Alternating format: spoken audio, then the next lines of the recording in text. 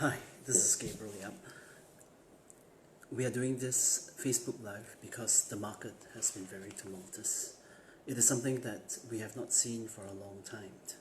And essentially, the behavior seems to mirror the huge sell-off during the 2008 market disruptions, even though we are only experiencing a market correction.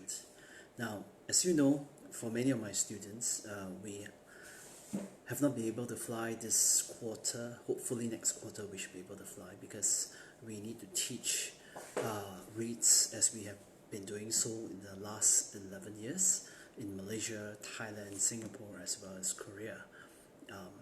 Now, essentially, it is key as what we have taught in REITs to be able to pick the timing correctly.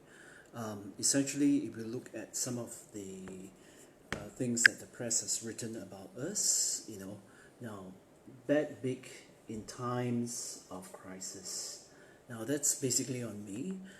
Through my experiences in the 1997-1998 Asian financial crisis, as well as the 2008 global financial crisis, you notice that essentially to be able to navigate this crisis when markets are down 40-60% requires a combination of essentially the ability to be mentally strong, psychologically prepared, and you have capital as well as the ability to ensure that whenever you buy, you're prepared to be wrong, but at the same time, your total portfolio is essentially not affected. So, hi, Mr. Yong. Hi, SK. Now, we are happy to actually answer any questions as you may have. Maybe I'll start with, hi Joyce. Yeah, with one question from Joyce. I think Joyce was asking earlier as to if in times like this, and you actually have 100,000 to invest, do you invest in 3 stocks or 5 stocks? Now, the natural volatility of this market, is very clear. You look at the stocks. Now, if you just profile this week's fall, let me just bring you to this particular slide.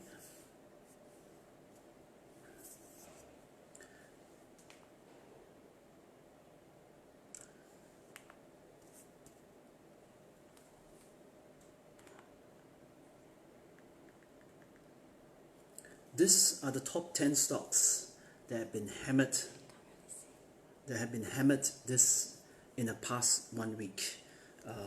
Maybe I'll just read it out. Okay, ARA Hospitality Trust, in 1 week, it lost 37% of its value, from 71 cents down to 51.5 cents.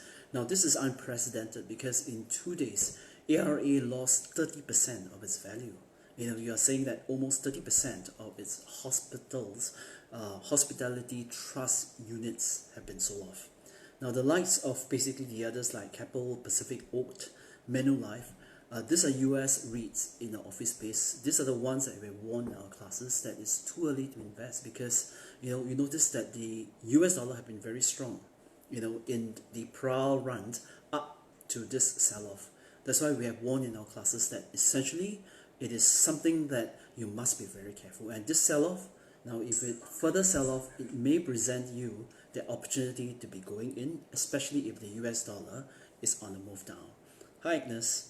Now, the others that basically have been suffered now, of the top 10 REITs that have been hammered in this last 1 week. I was trying to present this particular table, but it keep on jumping. Now, Hospitality Trust, the likes of Eagle, Fraser Hospitality, these are the ones, and Escort REIT have been hit very badly. So essentially, these are the ones, now in the top 10 list, you have actually 6 stocks that have suffered a loss in value of 20% just in 1 week. Now, just give you a fair comparison, in the last sell-off way back in 2013, it took 3 months for the top 10 stocks to lose 20% of the value. Right now, you have 1 week where the top 6 stocks actually lost more than 20% of its value. And the chief of which is actually ARA, they have lost 30% of its value. Now, it is actually unprecedented, okay, but it is actually also noteworthy of how the market has changed in terms of character, you know. So hi Melvin. Now, the Melvin question will come back to you later. Okay, essentially, the the uh, the character of the market has changed. That's why you notice that the way the US has actually sold off essentially goes down to the fact that it happens all within a very short period of time. And this short period of time is actually an indication of the players like the quant players, the day traders, the global funds, as well as actually quite a few other short-term traders. Now, essentially, the market is entering a phase where psychology is very much at play. On the one hand, you basically have the inability of the market to price the uncertainty that the market is facing right now, and that is the coronavirus impact on the markets. If you notice, essentially, and if you listen to my media interview last week, I specifically mentioned that all hell will break loose if indeed, one, a pandemic is actually being announced, and two, that the number of cases in the US actually proliferate at a huge pace. Now, unfortunately, both events actually happened last night, coincidentally.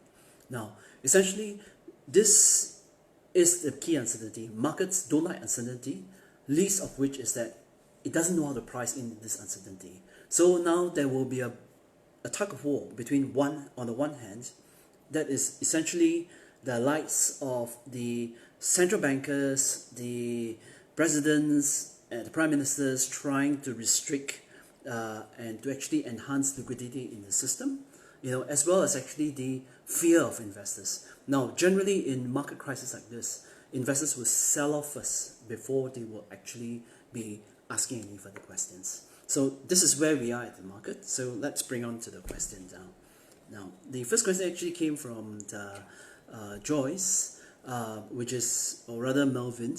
Melvin says that what will be the best REIT bet for this major corrections. Now, essentially, if you look at the characteristic of this correction, as I've mentioned earlier, the top 10, the ones that's been sold off is ARA Hospitality. But you have to ask yourself, you know, do you think that you want to take the risk associated with the hospitality sector in the US at this juncture? You know, the ones that actually fall the most will normally rebound the fastest, but it may not necessarily be the case for the hospitality sector. Now, the others would be the likes of your escort REIT, Cromwell, which are the ones that we don't really like, and in our writings, in our classes, we already mentioned that it doesn't. But you know, if you read our writings as well as actually our research, we have mentioned that the MACFK REITs, that is your Maple Trees, your Ascendus, your Capital, Land Group of REITs, your Capo, and your Fraser Group REITs. These are the ones that you probably would be looking to buy if and when they actually, you know, get hammered the most. Now, Joy's questions is the fact that if you have 100,000, how do you invest currently? Do you buy 3 REITs, equal proportion, or 5 REITs, equal proportion? Now, the matter of the fact right now is that, do you actually want to buy now? Okay, right, because as of today, the REITs in Singapore, that is actually the REIT index, has fallen 12%. Now, so therefore, the meaning of a market correction is that they have actually fallen by more than 10% from the high. Now, the key thing you have to ask yourself, therefore, is this correction going to become a major downturn? Now, a major downturn in this case, as into a bear market, is when indices are corrected by more than 20%. Now, there are, obviously at this juncture, you know, very similar to the characteristics of the past few crises. That is, you actually have different people singing different things. So you have to understand and you have to believe, you know, who are you listening to carefully? You know, because essentially in this age where so much information is available, not all information would actually be as informative for you as the investors.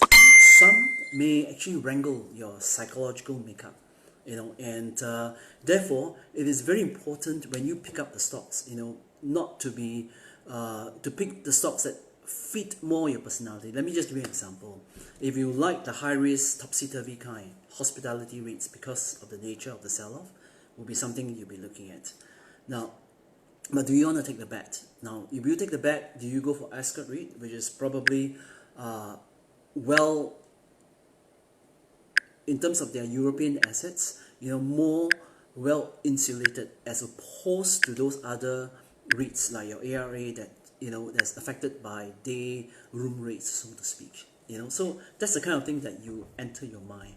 So you notice that we are trying to address what are the key things that you as a smart investor should be considering before you make your decision, because the decision has to be yours. You see, we are only trying to lay the surface, the foundation for you to make the decision such that you will be the smart investor, because dynamics changes very much, and more importantly, the risk profile of all investors actually differ. In our investment class, this is where we drill deep into it, and that's where this Saturday's class will be one of them. Now, Mr. Yong question is that how will the stimulus help the share price? Is the mark-to-market of assets a concern for REITs? Now, this was a familiar question during the 2008 global financial crisis. Because the assets of banks were marked to market, and because there were no liquidity, right? That is where most of the banks, as well as investors, actually freak out, because in terms of the CBO, and the others, the other factors, you actually have a problem of mark-to-market crisis. Now, you have to understand that the nature of this crisis, unlike the 1997, 1998 Asian financial crisis, hi Evan, hi Derek, as well as the 2008, 2009 global financial crisis, is of a financial nature, which means that could possibly lead to collapse and bankruptcy of corporations. And indeed it did, because in 1998, 1997, you have LTCM folding up, because of the Asian financial crisis. And in 2008, you actually have 15th of September, the demise of Lehman Brothers. Now, that is the key problem in terms of valuation. But with respect to REITs, unless many of the banks, now, there's some talk today, for example, that because of fear of margin financing, now, then that's where a lot of people went into REITs because of margin financing. So when the REITs sell off so fiercely as what they have done so far, you actually have the banks calling on the loans. Now, in the first place, most LTV for REITs by responsible banks would not exceed 70%. So unless your capital is being wiped off by 30% so sharply, and as we have shown in our table here, the only REIT that lost more than 30% in this last 1 week is actually ARA Hospitality Trust. The rest is actually down 24%, and most of the REITs are actually down in the nature of less than 20%. So you are not margin to the hilt, you're all right. Next question. Well, I'd like to take this time to actually thank all of you all to come in. It is very interesting time, I must say, because we have never seen market sell-off so sharply. And as of yesterday, technically, the market actually, for REITs, have not gone into a correction. In fact, this is what we've been teaching in class, because we've been telling you that REITs essentially are the most resilient asset compared to equities, bonds, hybrids, commodities, real estate, so on and so forth. You notice as of yesterday, before today's sell-off, the market was actually only down 8%, when the STI was down 12%. As of today, using today's closing, the FTSE REIT index is down 12%, whereas the STI is down 16%. So now, if while waiting for the next question, maybe I'll just talk a little bit on the other corrections. Now, essentially, this is actually the chart, for the current corrections. You notice that essentially, what is actually different in this correction is that you have a huge fall on the 20th of February, okay, when the REIT index was at 970, okay, hit the low, okay, on 2nd of February, and actually bounced back, okay, and then it actually bounced back here again, right? So essentially, if you actually look at this sell-off, you know, the magnitude per day on a per week basis, you know, is actually quite reminiscent more on a crisis sell-off as opposed to a normal market correction. You know, so when you actually have this kind of wild swings, or what we call roller coaster, okay, I think you can expect this to continue to happen until and unless the key problem that we have highlighted, that is how are investors able to value the current risk of coronavirus affecting the US market in particular, right? And how the US is able to actually cope with that. Now, this is something that you and I don't have the solution, but I think these are the kind of anchors that you should be looking for when you're positioning into REITs in a coming. Hi, Rachel. You know, hi, Simon. Yeah. Is Mervyn asking this question? Yeah. Will it be better to buy? Now, this is a question from Mervyn. Will it be better to buy a REIT or instead of individual REIT now? ETF. Or ETF, I see. Now, REITs ETF, if you look at the 3 ETFs on the market offered by Nicole Lion Phillips, you notice that it actually encompasses, now each ETF is almost, 38 stocks within the REIT sector. Now, in this sector, I've normally stayed away from ETF because of the nature of the fees that is payable to ETF. You notice that essentially you tend to underperform, whether it's actually a down market or an up market. Now, we basically specialize in the REITs. We actually take this opportunity to always visit the REIT, the CEO, or the head of investor relations, where we actually find out from them what's going on, and that's where we actually make the bets and share this with our students in our investment classes in greater detail. Hi, Cyrus, right? Hi. Can you share, your question is that, can you share some of your views on Lendlease? It has a relatively simple portfolio with 2 properties, with the Italian property fully leased out to a single customer. That's Sky actually. And your question is that with the Italian property fully based out, I believe the Italian parent company, being cash rich, have no difficulties paying for the lease. 313 might see a slight disappointment, but I do not think the drop is justifiable. Can you share the risks you foresee, and what do you think of the current price of 70 cents? If you notice, essentially, Lendlease fall in the share price today is one of the sharpest. In fact, it's the sharpest since its IPO. We met up with Lendlease CEO. They essentially have clarified and confirmed that the lease with Sky is long-term in nature.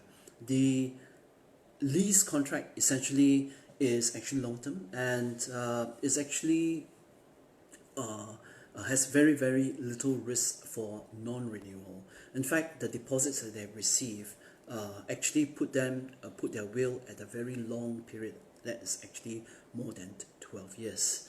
Now, as to the sell-off today, I would say that it is actually very, very huge, but as in Facebook itself, live, we are not actually allowed to recommend the stocks, but in our classes, like the next one coming out on Saturday, we will go into detail as to whether a sell-off of this nature at this price, is worth the characteristic of the stock.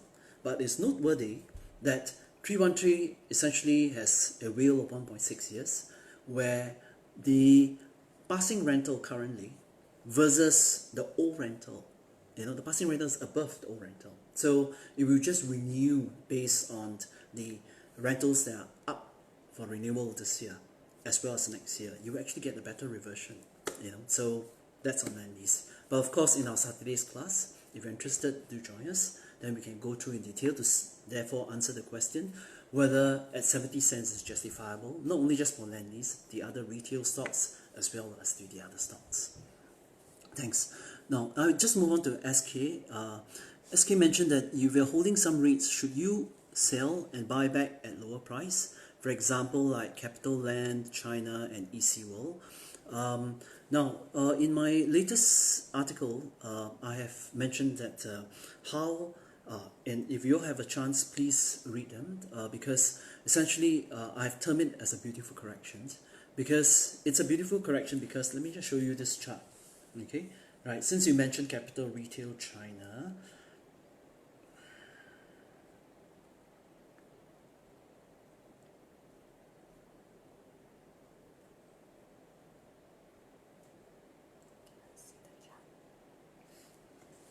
this is Capital Retail China. You notice that, as I've mentioned in my article, okay, now it has actually in the last 5 years actually gone up, gone up, came down, gone up, came down, gone up, came down. In my article, I've drawn the line that's 135, is the buying opportunity. Anything above 165 to 172 have been great buying, selling opportunities, which is basically what I've done.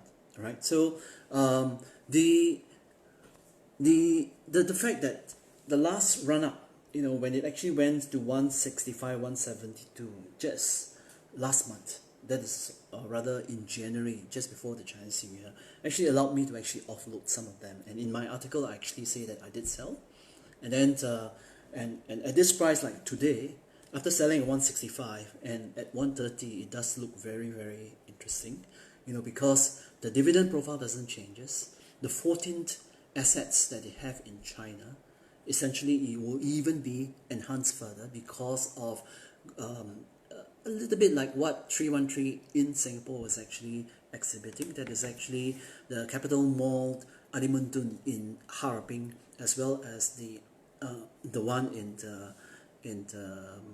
Changsha, that's actually Yuhuating, is actually exhibiting this same phenomenon where the passing rental, is higher than the rentals that are coming up for renewals next year. Now, that is the impetus for DPU improvement for REITs, naturally. Now, hi, Hui Po mentioned what REITs are the most stable to hold for the long term. Well, if you've been reading our articles as well as actually coming for our classes, you'll notice that we have specifically mentioned the MACFK. That is actually those REITs that have very strong sponsors. That is your Maple Trees, your A, your Ascenders, C are your Capital Land group of REITs, your F are your Fraser Group, and K is your Keppel. Now, obviously, you can't possibly buy all of them, but if you do, you also want to buy them at a good price, and that's where we share all this in our classes in detail. Now, Mr. Yong, again, interest rates are down and yet the REITs are being sold off. Why? Okay. Now, very, very good question, Mr. Yong. Anyway, Mr. Yong used to be the senior editor of Parkway, and he has interviewed me a lot of times. He has interviewed, even profiled me in Parkway many times. So thank you, Mr. Yong. So he knows basically what he's asking. So we are very happy to have with him, joining us tonight. Okay. Now, this is a chart, okay, that shows the emergency cut by the Federal Reserve.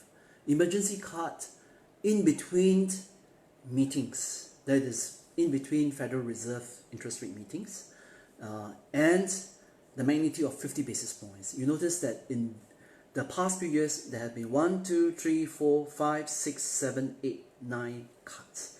You notice that the impact of these cuts are actually very equal. Okay, it does not necessarily mean that it will do very well for the markets, neither does it actually do very badly. Now, the psychological aspect of this is very simple.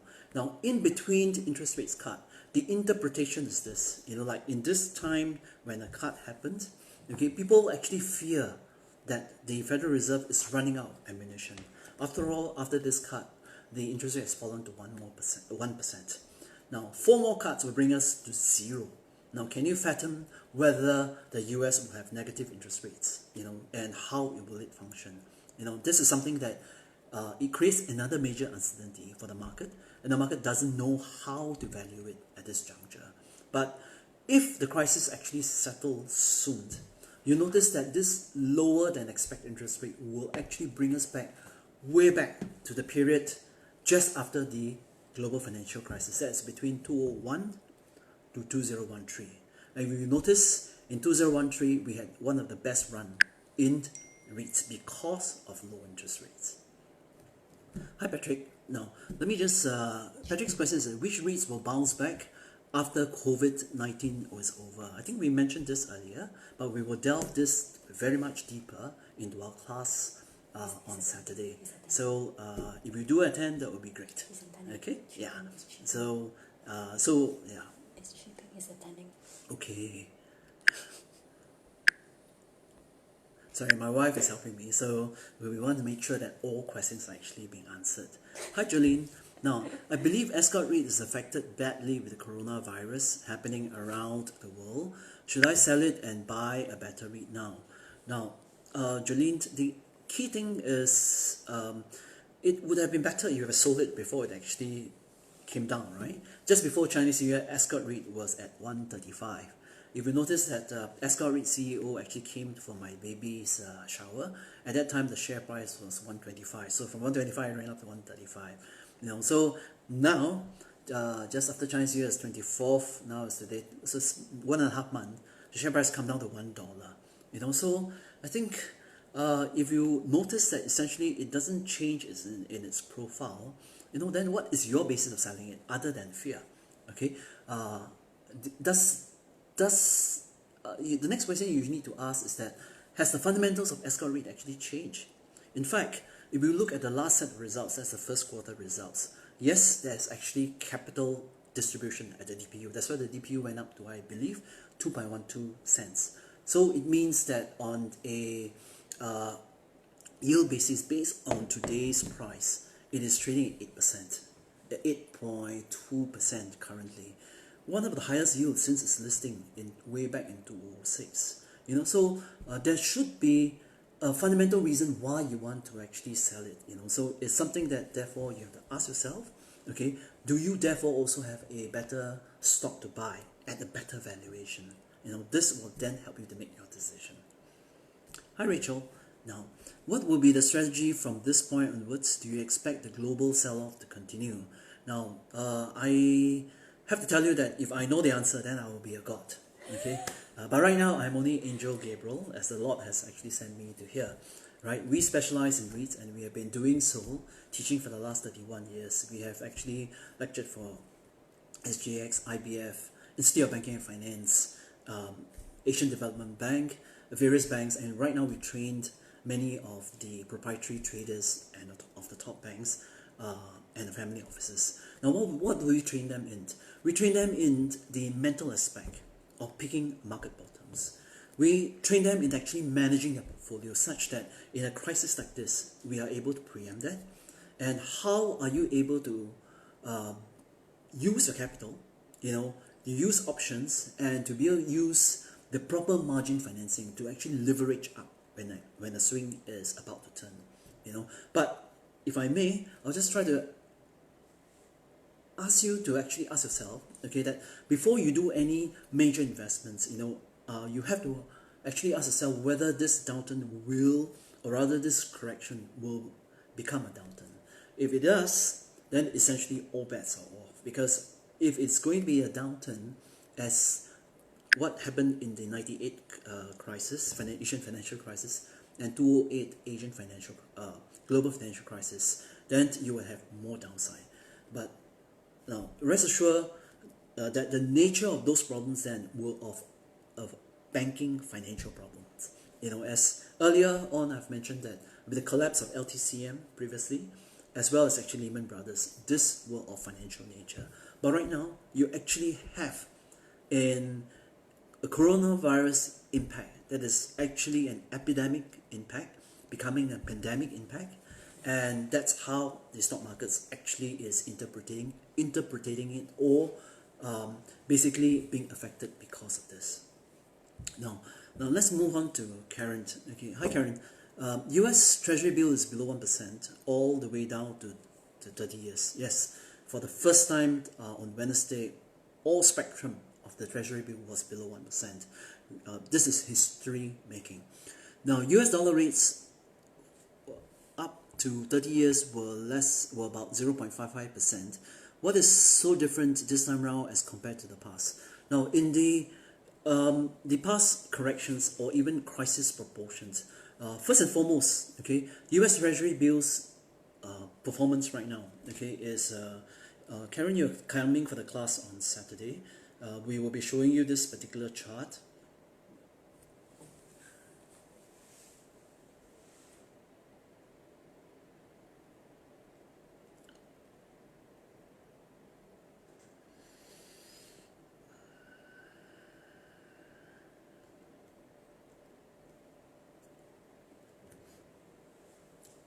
Okay, now this is a chart of the 30-year. Okay, now the 30-year has never fallen below 1%, let alone the 10-year. Okay, so essentially, the way the US Treasuries have reacted, one, how is it different from the rest, is that one, it is actually unprecedented. Okay, it is actually reacting as if it is a crisis. It is not acting as if it is actually a correction. That's point number one. Number two, the magnitude of the fall. Okay, we have never seen this kind of fall in so sharp in so short a time, right? So this is the problem and the conundrum right now, because as what Mr. Yong earlier mentioned, if you have such a short fall and interest rates are so cheap, it's technically good for REITs. But why are REITs actually also experiencing a sell-off? You see, so now this is weighted off against investors' inability to price in the risk of the coronavirus impact and its extension at this juncture. Back to Rachel. With Capital Mall giving rebates to tenants, will this affect the DPU and hence affect the share price? I think Ray, who's your lovely husband, actually asked before. Essentially, the answer is very clear. That is actually, as long as they are passing on the rental rebates that's offered by the government to the same proportion or lesser, then it will not affect Capital Mall DPU whatsoever. Ray's concern then was that if because of this rental rebates, will it actually affect the contracted rental? Now the answer is definitely not, because this is just a rental rebate passing on from the government. Now this is times like this where you will notice, like what happened in 2003 during the SARS, which landlord is the most willing to actually pass on this rental rebate. Back to Cyrus, what is your view on AREIT and how their US acquisition will affect them during this particular period? Now, AREIT, the head of investor relations is basically Yao Keping. She was my classmate, or rather not classmate, colleague, way back in 2004 at Summit Securities. We do meet them because we are also shareholders of AREIT. With respect to their US acquisitions, I did actually highlight the fact that essentially some of the properties that they acquired previously, were below yields of 6%. They did actually switch us to say that, look, they have to buy as a portfolio of assets because it came from the parent, and also because it came from the parent, they were able to, for the first time in Singapore REITs history, to do acquisitions financed by REITs, amounting to more than $1 billion. So in that regard, the portfolio assets, while they're not superior because they're actually in places like Raleigh, Portland, and two other areas in Houston, and the ability to have the rents fixed in will not be affected.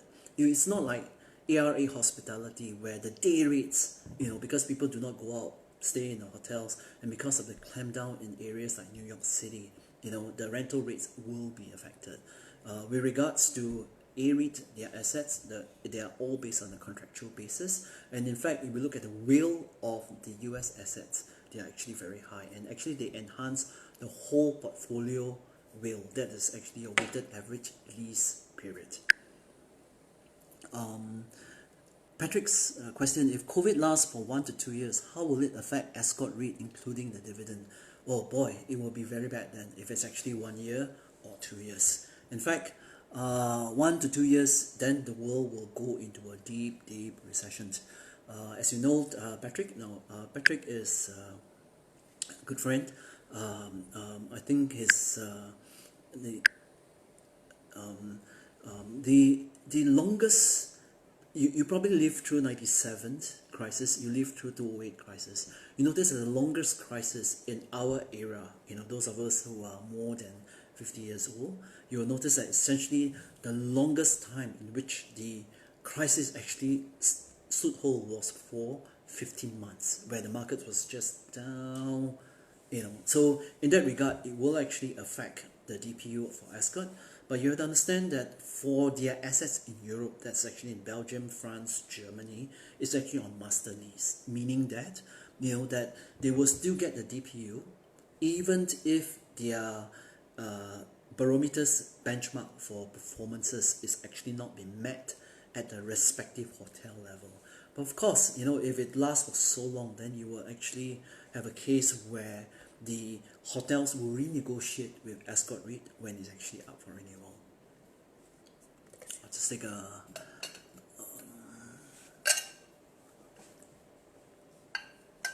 hi PY. Are data centers still a very good bet? I think if you read my previous month article, that is actually we talk about data center and specifically so on Keppel DC REIT and Maple Tree Industrial Trust, as well as various media interviews. I think that this is a sector, to be in for the future, because we are going into 5G. We are going into a lot of high interconnectivity. If you look at the expenditure that's actually done by Facebook, Google, and the rest of the big guys like Amazon setting up places here, you'll notice that essentially this will be a sector that to be in. When we actually had coffee with Mr. Chua Sin Yang, the CEO of Keppel DC, he's ultra bullish. In fact, the biggest issue right now for data center is that Singapore is limited in terms of land area, and because of the CO2 emissions, now that is a sector that finds high difficulty to actually secure land supply. So that's why you notice that the last few transactions in, I think, number 6 Tai Seng, number 7 Tai Seng, are all done at 300 million and above, including all the collation facilities, as well as actually the equipment, so on and so forth. On a very small plot of land. So for example, you have been to number 10 Tai Seng, right, which is actually retail that's connected to the MRT, that's owned by MIT. Next door, or rather 18, 18 Tai Seng. We go there because not many people go there, all the time. So it's great for my kids to run around, And number 10 and number 8 is actually next door. You notice that one is selling at 300 million, because it's a data center. The other one, that's number 18, has actually retail office and so other things. It was transacted and just sold previously to MIT at about 260 million. Hi Audrey, hi Meg, hi Kok Kyong, hi Jin Sing. Okay, now your question is that MCT by logic should be hit seriously off because of the retail nature. The DPU hence will be affected. Oh, wow. So fast. The time is 8:35 now. Got to go back to my baby. But never mind. I'll just finish the last 3 questions. If you have so many more burning questions, and we can answer in detail anyway in our classes where we show you all the examples, comparisons, so then you can make a better judgment on the REITs that you want to be buying. Now, but back to the earlier question, should MCT be seriously affected by the retail? Jing Zhen, am I getting you correctly? You're saying that the DPU will be affected with MCT by logic, because of retail. Now, you notice, right, within MCT, they have 2 business parts. That's actually Maple Tree Business City 1, Maple Tree Business City 2, which they acquired last year. 4 offices, that's actually Anson, right up to the Harbourfront Merrill Lynch building, and then basically VivoCity. Now VivoCity, prior to MBC2 acquisition, was 62% of its of total AUM. Right now it's actually closer towards 50%. Now if you notice, VivoCity since MCT listing, VivoCity came around in 2006. Now it has been one of the best performing malls. I'm actually scratching my head that every year the DPU increases, because they were able to either carve up, more space because of some changes up to the basement initially, and then right now they're actually getting more space at B2. In fact, to be exact, it's 228,000 square feet, because they were able to locate the library on the top floor, right? So essentially they have not reported any drop in the DPU. So if you look at the quarterly results, you'll notice that MCT, at least on the retail side, coming from VivoCity, has not been adversely affected. Now, future quarters is left to be seen, because the extent of the coronavirus is left to be seen. But right now, all shopping centers, are actually fighting with each other by giving free car park. That's why you see me in a shopping center these days. Otherwise, I'll be back home in Melbourne. Now, let me move to the second last question. Mervyn asks, which hospital REIT such as Parkway or First REIT be good to invest in now? Now, both are actually very different nature. Let me tell you about Parkway and First REIT, then you decide which is a better buy. Okay, this is the second last question anyway. Parkway basically has close to 60 assets, but actually 3 of their assets, that's Gleneagles,